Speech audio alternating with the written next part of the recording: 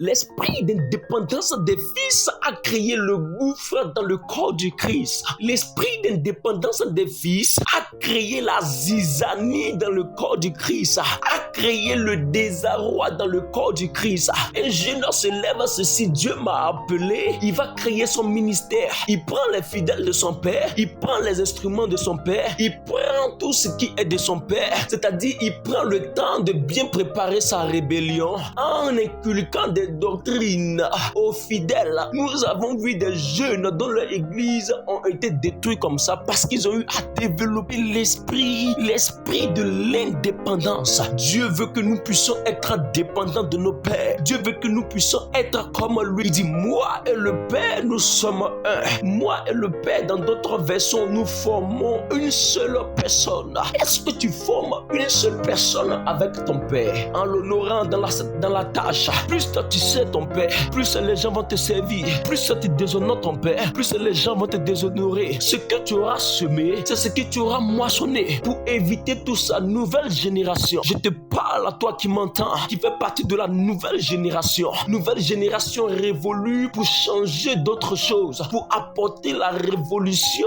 dans cette nouvelle génération en ce qui concerne la parole de Christ. Dieu a besoin de toi. Dieu veut que tu sois aux aguets. Dieu veut que tu puisses observer cet esprit de la dépendance pour aller loin. Dieu a besoin de toi. Dieu a besoin de toi pour faire des merveilles. Beaucoup de jeunes t'attendent, mais tu ne fais que faire des erreurs parce qu'il n'y a personne qui te dit ne fais pas ceci, ne fais pas cela.